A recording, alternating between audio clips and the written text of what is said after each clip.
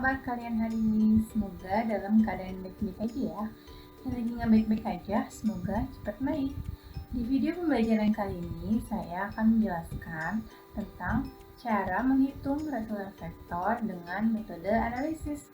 Nanti di video kali ini juga akan menjelaskan cara lain dalam menghitung resultan vektor lebih dari 2 vektor. Yuk kita mulai belajarnya.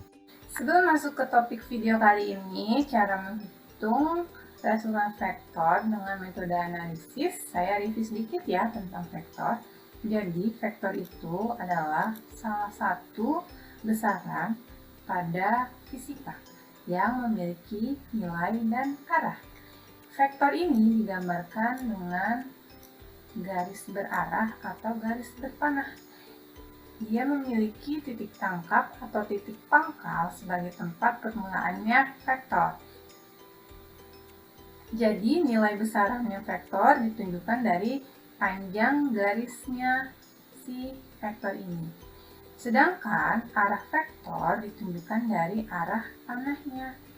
Jika saya gambarkan arah panah ke kanan, artinya arah vektor tersebut adalah ke kanan. Jika saya memiliki panah ke bawah, berarti arah vektornya juga ke bawah. Sekarang kita lanjut ke pembahasan metode analisis. Metode analisis ini merupakan salah satu cara untuk menjumlahkan vektor. Cara lainnya bisa menggunakan metode grafis. Apa sih yang membedakan antara metode grafis dengan metode analisis? Ya, jadi dalam metode grafis, untuk menentukan besar resultan vektor itu dengan cara mengukur. Jadi panjang resultan vektor ini diukur dengan menggunakan mistar atau penggaris. Kemudian untuk sudutnya diukur menggunakan busur derajat. Sedangkan metode analisis ini, cara menentukan resultan vektor dan arahnya itu secara matematis dengan rumus. Yang perlu diingat di sini dalam metode analisis, dalam pengerjaannya, setiap vektornya ini harus diuraikan dulu terhadap komponen-komponennya, baik terhadap komponen sumbu X dan terhadap komponen sumbu Y. Seperti pada gambar berikut, ada sumbu X, sumbu Y, vektor A, dan juga ada sudut theta terhadap sumbu X. Jadi, kita akan mencari nilai vektor A dengan menggunakan metode analisis, yang mana tadi metode analisis ini harus diuraikan terhadap komponen X dan komponen Y-nya. Pertama, kita harus jabarkan terhadap komponen X-nya dulu. Kita namakan di sini AX. Lalu di sini terbentuklah suatu segitiga, di mana ini adalah bentuk segitiga siku-siku. Segitiga siku-siku ini kita bisa menggunakan cara trigonometri ya, untuk mencari sin dan cos tangennya. Nah, rumus cos theta bisa didapat dari AX dibagi dengan A. Sehingga untuk mendapatkan nilai AX, A dikali dengan cos theta, jadi dikali silang aja ya. Kemudian untuk AY-nya yang dijabarkan terhadap komponen Y, kita namakan AY. Di sini kan gambarnya berhimpit dengan sumbu Y ya. Nah, gimana nih biar dia jadi satu segitiga dengan yang ini? Boleh nggak sih dipindahin? Boleh ya, karena dia sejajar. Boleh nggak sih tadi kita menggunakan AY yang di sini untuk mencarinya? Boleh, tapi nanti bedanya di sudutnya ya. Jadi nanti di sini sudutnya berbeda. Ya, jadi tidak menggunakan sudut yang ini, tetapi menggunakan yang ini. Oke, sekarang saya menggunakan AY-nya yang saya pindahkan di sebelah sini ya. Oke, seperti sebelumnya ya, menggunakan trigonometri, kita cari nilai sin theta-nya, di mana sin theta itu adalah depan dibagi miring. Maksudnya depan sudut, ada garis depan sudut dibagi dengan sisi miring. Bernilai AY dibagi dengan garis A. Lalu untuk mencari nilai AY-nya, tinggal dikali silang. Jadi AY sama dengan A sin theta. Kemudian jika kita memiliki lebih dari satu vektor, caranya sama ya, konsepnya sama seperti ini. Kita memiliki 3 vektor, misalnya di sini ada A dan B dan C. Masing-masing vektor kita jabarkan atau kita uraikan dulu terhadap komponen X dan terhadap komponen Y. Setelah itu, setelah didapat dengan cara seperti ini, ya sesuai dengan arahnya ya, kita ulangin lagi untuk mencari sin, itu adalah garis yang depan sudut dibagi dengan sisi miring. Sedangkan untuk yang cos, caranya garis yang berhimpit dengan sudut dibagi dengan sisi miring. Oke, setelah mendapatkan komponen X dan komponen Y, lalu tinggal ditotalkan seperti ini ya. Setelah dapat resultan masing-masing komponen, kita bisa mencari besarnya vektor dengan cara akar dari Rx kuadrat ditambah Ry kuadrat. Kemudian untuk mencari arah vektornya dengan cara rumusan tangen theta sama dengan Ry dibagi Rx. Oke, langsung saja ke contoh soal. Sini saya memiliki 3 vektor ya, F1, F2, F3 dengan sudut yang diketahui seperti soal berikut. F1-nya bernilai 90 Newton, F2-nya bernilai 60 Newton, F3-nya bernilai 30 Newton, sudut theta 2-nya bernilai 120 derajat, sudut theta 3-nya bernilai 30 derajat.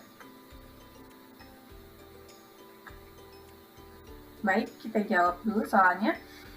Diketahui di soal seperti ini. Oke, kita gambarkan ulang sumbu X dari sumbu Y. Kemudian vektor 1 nilainya 90 Newton. Vektor 2 nilainya 60 Newton. Vektor 3 nilainya 30 Newton. Sekarang sudutnya, kita harus menentukan sudutnya dulu. Dia harus berhimpit dengan sumbu X atau sumbu Y-nya ya. Jadi harus pilih yang mana, bebas. Sesuai dengan yang mau kita cari. Di F1 ini kebetulan gambarnya dia berhimpit dengan sumbu X. Berarti dia nanti sudutnya ini adalah 0 ya. Dan untuk yang vektor kedua, karena di sini theta 2-nya adalah 120 derajat, dan ini adalah siku-siku ya, kalau siku-siku itu adalah 90 ya. Berarti nilai sudut yang ini, saya mau pakai sudut yang berhimpit terhadap sumbu sumbu Y ya. Berarti 120 ini dikurang dengan 90, jadi dapatnya 30 derajat. Boleh nggak sih kita pakai sudut yang sebelah sini yang berhimpit terhadap sumbu X? Boleh. Bebas ya, terserah kalian. Oke, lanjut untuk vektor yang ketiga, saya mau pakai sudut yang sebelah sini yang berhimpit terhadap sumbu X. Sedangkan yang di soal ini sudah diketahui theta 3-nya berhimpit terhadap sumbu Y adalah 30 derajat ya. Jadi saya mau pakai yang berhimpit terhadap sumbu X, nilainya adalah 60 derajat. Kenapa 60? Karena ini kan siku-siku ya. Siku-siku itu adalah 90, berarti 90 dikurang dengan 30, hasilnya sisanya berarti 60 derajat. Oke, yang ditanya adalah besar dan arah gaya resultannya. Oke, di sini saya ada 2 cara ya. Cara pertama ini saya akan menggunakan rumus yang tadi sudah kita bahas di sebelumnya ya. Nanti cara keduanya pakai cara rumus cepat.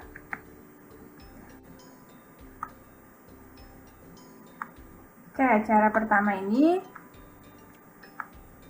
adalah dengan menguraikan terhadap komponen X dan terhadap komponennya ya.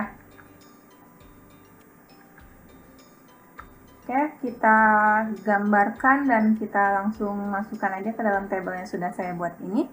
Dimana F1 ini nilainya adalah 90 Newton. Karena dia berhimpit dengan sumbu X, maka nilai F1X-nya sama dengan F1. Jadi kita tinggal masukin aja ke tabel komponen X-nya. nilai F1X-nya ini sama dengan F1, bernilai sama dengan 90 Newton. Lalu karena dia berhimpit terhadap sumbu X, berarti nilai terhadap sumbu Y-nya dia adalah 0. Lanjut untuk vektor yang kedua. Vektor yang kedua ini tadi kita menggunakan sudut yang berhimpit terhadap sumbu Y ya. Oke, sebelum masuk ke sini kita jabarkan dulu, kita uraikan dulu terhadap sumbu X. Yang terhadap sumbu X adalah yang horizontal ini. Kita namakan F2X. Kemudian yang terhadap sumbu Y, berarti vertikal arahnya ya, kita namakan F2Y. Kita masukkan ke dalam tabel. Oke, masih ingat nggak tadi? Ini untuk mencari nilai F2X. F2X ini ada garis, depannya sudut. Itu berarti pakainya sin ya. Garis, depan sudut, pakainya sin. Berarti untuk mencari F2X ini adalah F2 dikali dengan sin 30 derajat. Dimana sin 30 derajat ini adalah setengah ya, 0,5. Dikali dengan nilai F2-nya adalah 60. Hasilnya adalah 30. Lalu jangan lupa nih, ada minusnya. Kenapa minus? Karena kita lihat F2X ini arah panahnya adalah ke kiri. Dimana kalau ke kiri itu tandanya minus. Oke, saya review sedikit ya. Ini ada garis bilangan. Kalau di sini adalah sumbu X, ini adalah sumbu Y. Yang X positif itu yang kanan, Y positif itu ke atas, kemudian X negatif itu ke kiri, Y negatif itu adalah Y ke bawah, gitu ya. Jadi sesuai dengan arah panahnya kemana nih? Ke kanan, ke kiri, ke atas, atau ke bawah. Oke, lanjut ya untuk yang F2-nya, berarti karena di sini pakainya sin, berarti ini pastinya cos ya. Cos itu tadi kan garis yang berhimpit dengan sudut. Ini pakainya cos, berarti F2 cos 30. Cos 30 itu adalah setengah akar 3 ya. Setengah akar 3 dikali 60 berarti 30 akar 3 Newton. Lanjut untuk F3. F3-nya ini tadi saya pakai sudut yang berhimpit terhadap sumbu X bernilai 60 derajat ya. Kita gambarkan dulu, kita uraikan terhadap komponen X-nya. Di sini saya namakan F3X ya. Kemudian yang terhadap vertikalnya F3Y. Kita masukkan saja ke dalam tabel sini. F3X ini adalah garis berhimpit dengan sudut, berarti pakainya cos ya. F3-nya adalah 30, cos 60 adalah setengah, berarti dikali setengah ya, hasilnya 15. Seperti di vektor yang kedua ini ya, arah panahnya dia F3X-nya itu adalah ke kiri. Jangan lupa, kalau ke kiri itu tandanya adalah minus. Oke, kita tambahkan di sini minus. Lalu F3Y-nya kita cari, F3Y sin 60 ya. Jadi nilainya adalah 30 sin 60 sama dengan 11 akar 3.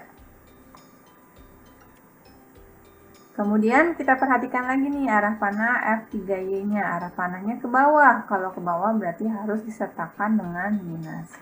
Lalu sudah selesai, semua vektornya sudah kita hitung terhadap komponen X dan terhadap komponen Y. Lalu kita cari resultannya. Ini kita totalkan 90 dikurang 30 dikurang 15, hasilnya 45 Newton ya. Lalu yang terhadap komponen Y-nya 30 akar 3 dikurang 15 akar 3, hasilnya adalah 15 akar 3. Oke, sudah dapat nih nilainya. Berarti tinggal kita cari besar vektornya dengan rumus fx kuadrat ditambah fy kuadrat. Kita masukin aja nih angka-angkanya. Nilai fx-nya adalah 45 kuadrat ditambah 15 akar 3 kuadrat. Didapat hasilnya adalah akar dari 2700. Ini kalau kita sederhanakan lagi akan mendapatkan 30 akar 3. Atau kalau mau didesimalkan ya, ini akar 3-nya kita desimalkan kemudian dikalikan dengan 30, hasilnya adalah 51,96 Newton. Lalu untuk mencari arah vektornya bagaimana? Untuk mencari arah vektornya pakai rumus tangen theta sama dengan F-nya dibagi Fx. Nilai Fy-nya ini adalah 15 akar 3 ya, dibagi Fx-nya 45. 15 bagi 45, oh kebalik. 45 bagi 15 kan 3 ya, berarti ini kita coret, ini sisanya, ini dibagi 15 berarti 3 ya. Hasilnya sepertiga akar 3. Ini baru hasil, bukan tetanya. Yang kita cari adalah tetanya. Nah, untuk mencari tetanya, kita pakai rumus R cos tangen dari sepertiga akar 3. Hasilnya adalah 30 derajat ya. Kalau kita balik tangen 30 derajat, hasilnya adalah ini.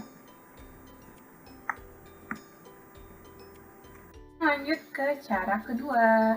Nah, cara kedua ini dengan cara rumus ya. Jadi tinggal masukin angka-angkanya ke dalam rumus. Rumusnya ini nggak berubah. Jadi kalau untuk terhadap sumbu X ini, terhadap sumbu Y ini gitu ya. Nah, yang membedakan apa sih dengan cara satu tadi? Kalau cara satu tadi, dia menggunakan arah vektor terhadap sumbu X dan terhadap sumbu Y-nya itu tergantung kita mau letakinnya di mana ya. Setelah itu kita tinggal tentuin ini dia pakai sin atau cos gitu kan. Terus satu lagi dia harus teliti dalam menentukan arahnya. Kalau kita lupa nggak ngeliat arahnya, main plus-plus aja semuanya ya, nanti hasil akhirnya juga salah ya. Jadi untuk yang cara satu itu perlu ketelitian lebih tinggi. Kalau cara kedua ini cocok nih buat orang yang lupa.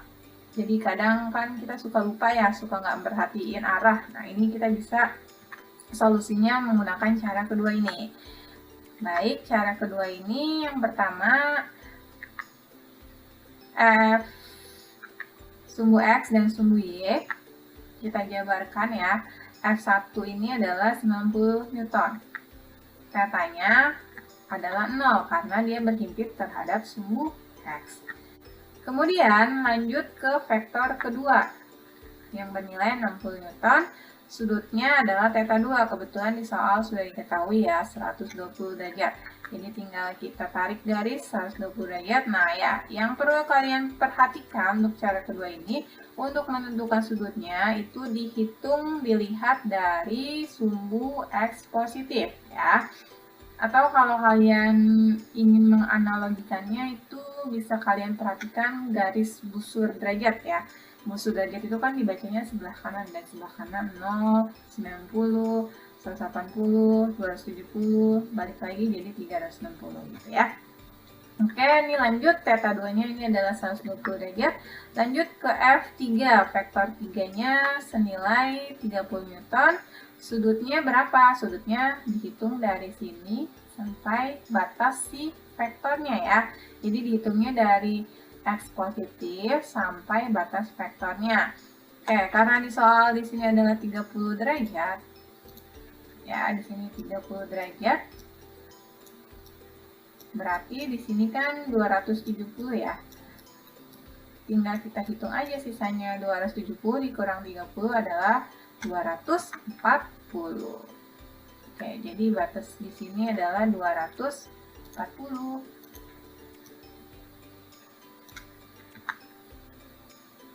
Oke, langsung kita masukin ke rumusannya ya. Jadi rumusnya ini perlu kalian hafal ya.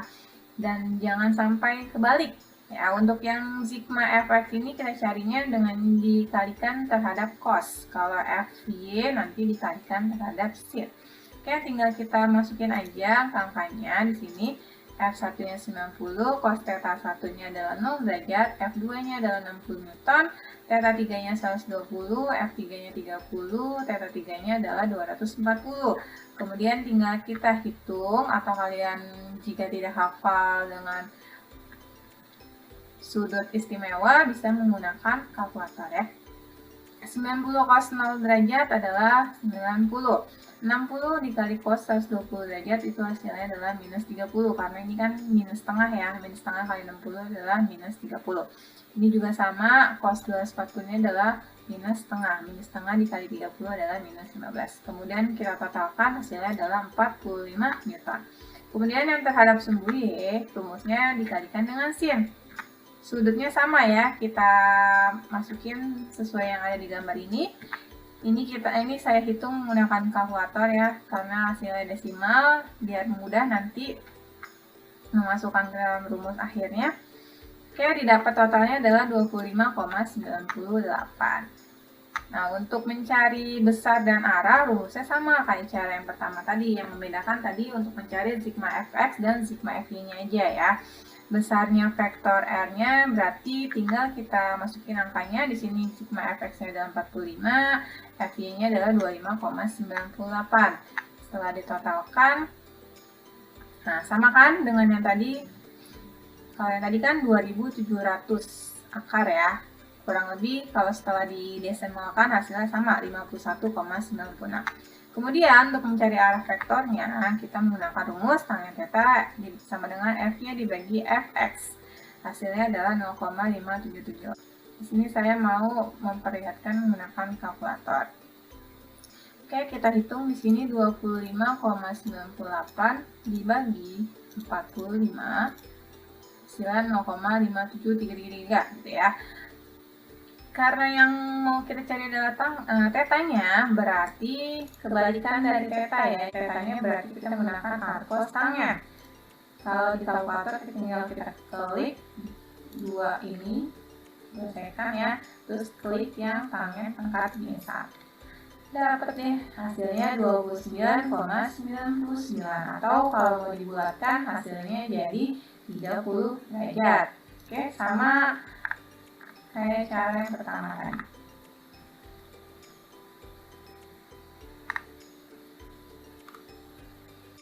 Sekian video pembelajaran kali ini dan terima kasih sudah menonton. Semoga video kali ini bermanfaat ya.